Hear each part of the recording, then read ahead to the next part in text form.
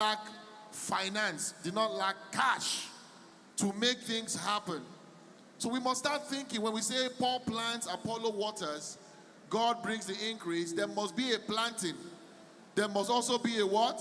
A watering. So every one of us in this room today, don't see yourself as an insignificant part of the big picture. Whatever it is you're doing today in the church is part of the big picture. And until you see that as an architect, you have a role in bringing men to Christ, as a banker, as a policy maker, as a communication specialist, your role in fulfilling the kingdom mandate is significant. Then we will not get to where we are going to. All to the question now around advanced technology usage. We must start thinking data. What are we doing with data? We have people in this room today. Do we even know the demographics of the people here? Do we know the skills that are available in this room? So if we say we want to do something today, let's say for instance we want to revamp this room, do we know the people that have those skill sets in this room? Now, if I'm going to ask you, I'm sure some of you still had to fill a biodata form to come here. The question is, what has happened to the ones you filled in March? What happened to the ones you filled in December? What has been done with them? When you don't see the purpose or the use of a thing, then you cannot drive it as it should be driven.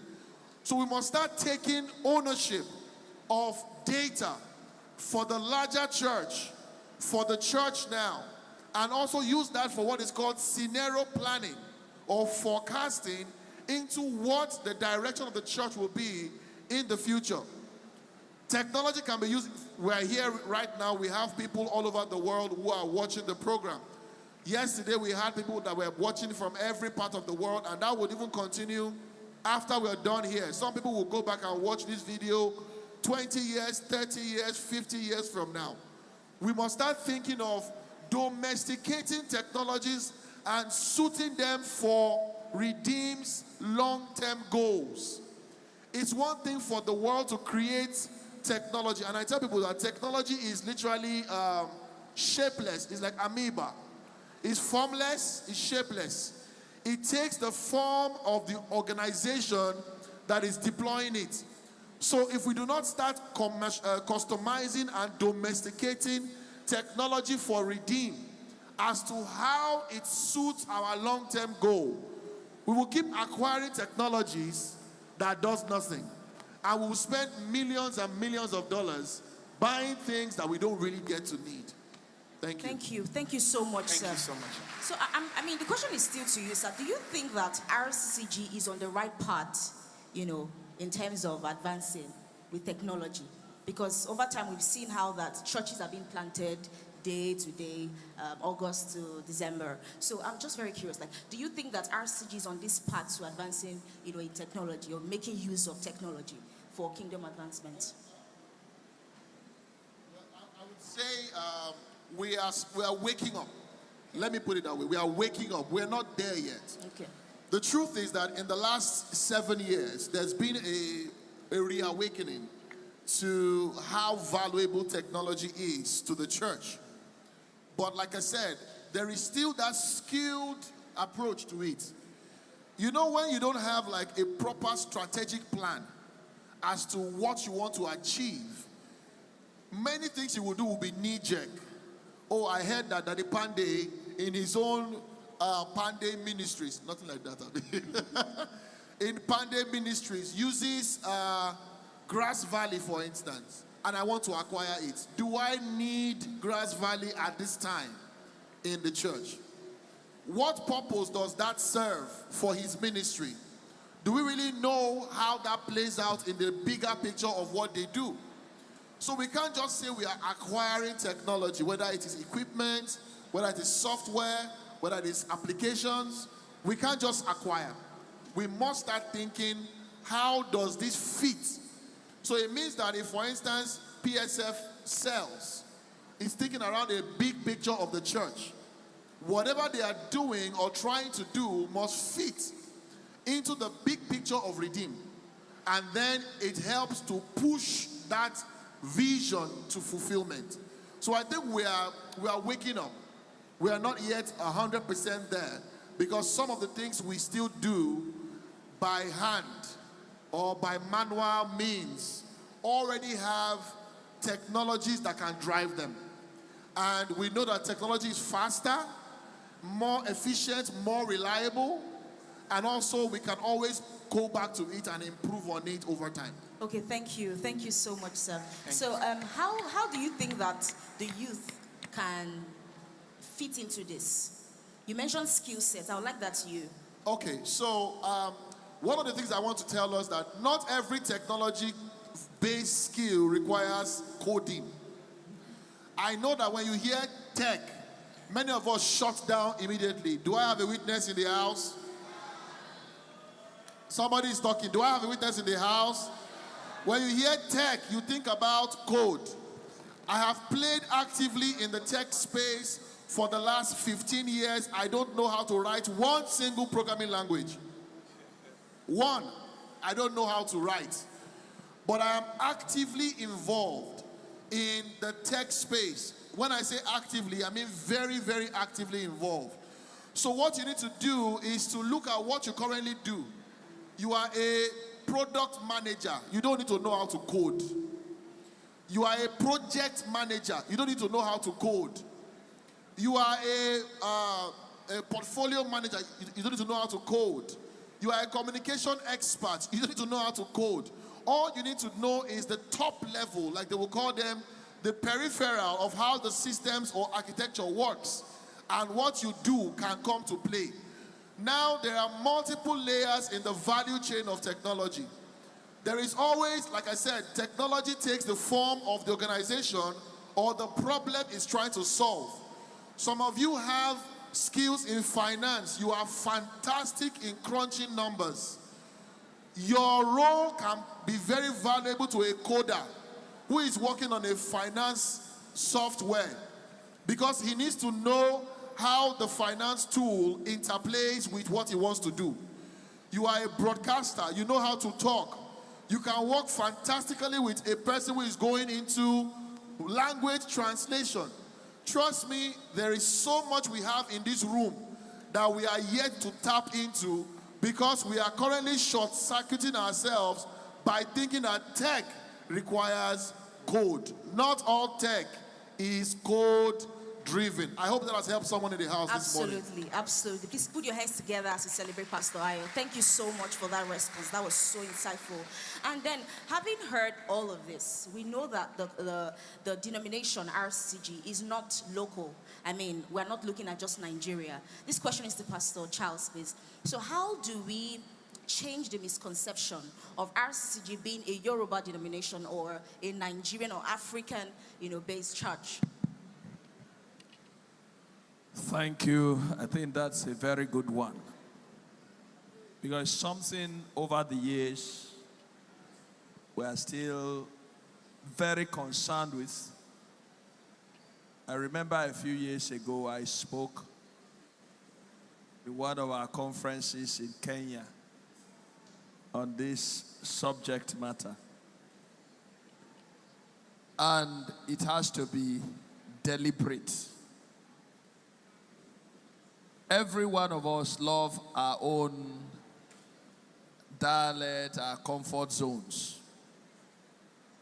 But if we begin to think of our church as a church with a vision to reach other people, and that one of the things that attracts a person to you or repels the person is his perception of your interest in him, and very importantly, his language and culture. Many still perceive and are repulsive to being colonized. And that is the way many times they look at us, even though we didn't mean that. But in our bid to be comfortable, to feel like I am in Kenya and I want to still feel the way the church is in motion. And so I sing the songs that are my own. I want to do things the way we are. So it's a known problem. I just wanted to put that number one. Anytime you are thinking it's not known, I just gave you that we know. What is left now, and this also the challenge for us, because again, we are the today and the future, is to now be deliberate, is to make up our minds that as part of our vision objective, we need these other people. The church will grow more once the people who are of every this utilize it. And I want to just add this, and it might interest you, that our general overseer is very, very concerned about this matter. Without going into details, I believe there was some meeting. He asked a very funny question. Where are the pastors? Let me use, for example, Urobo, the TVs, the houses. Every church has a beginning, but that church cannot remain in that enclave. So we must not see it as something that is critical, or when you say it, the church is offended. No, we already know it. And we are looking and expecting that we will solve the problem and we all be part of it. Thank you very much. Thank you. Thank you. Thank you very much, sir. Thank you so much. All right, so this question goes to everyone here on the panel. Now, what are unconventional ways that can be used to reach out, to as many persons as possible, and in line with the vision of the Redeemed Christian Church of God to make heaven? So I would start with Emmanuel and then to Daddy Pandey. Okay. This thing I'm about to say, we've said it over time, but we need to improve on it. We need to make use of the social media more than ever now, because thank God for the lockdown year. The lockdown year opened our eyes to see that we were going like this, then we needed to go like this. During the lockdown year, we could not meet like this. In fact, we are just recovering from the fact that we could not meet like this in 2020. If we did not have social media as at then, God knows what will have happened to the church. We would have depended on TVs to read or radios. So we need to make use of social media. And when we say make use of social media, we need to come up with contents that are diverse, not the same thing. I mean, Daddy Gio already does bulk of the preaching in words. We need more people to preach with dance. We need more people to preach with even their lifestyle on social media. So we need to really tap into that and not just leave it for media department. Media department won't reach the world faster than everybody reaching the world on social media. Yes.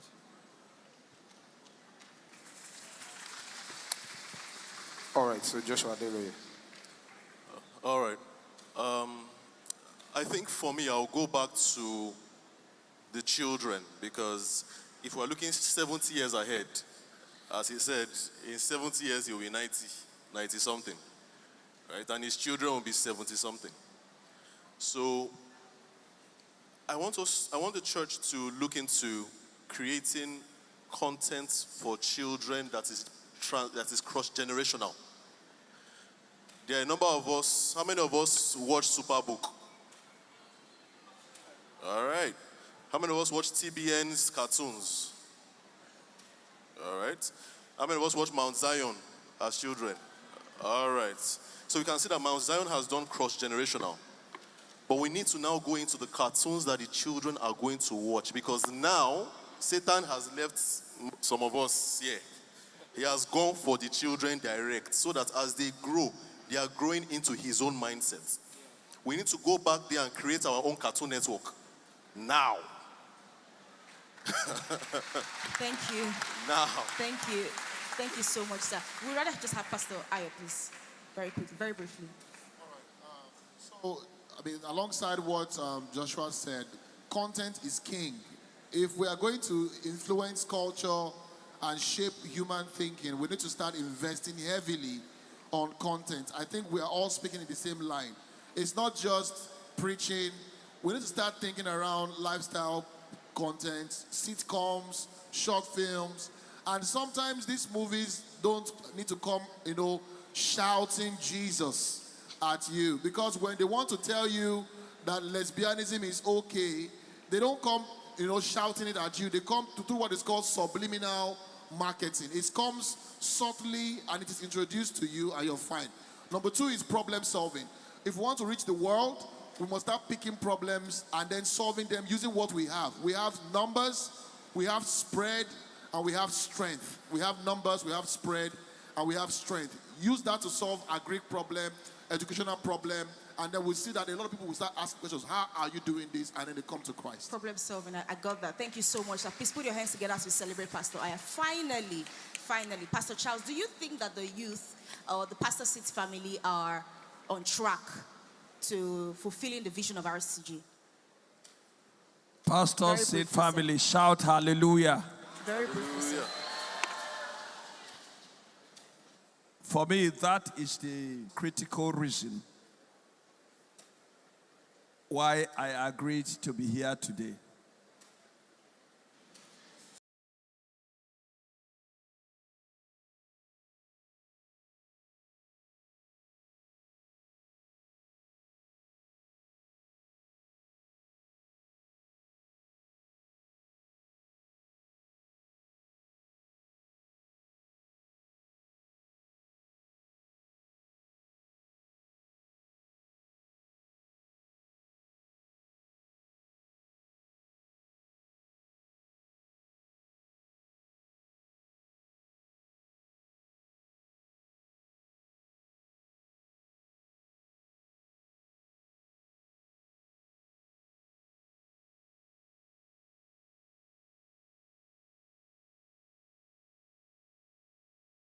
Better results start with better quality. Also, how do you work out and recover after that? Fuel your recovery with world's #1 selling sports protein powder brand. Optimum Nutrition, trusted by the world's best athletes for 35 years. Give him adoration. He's worthy to be praised.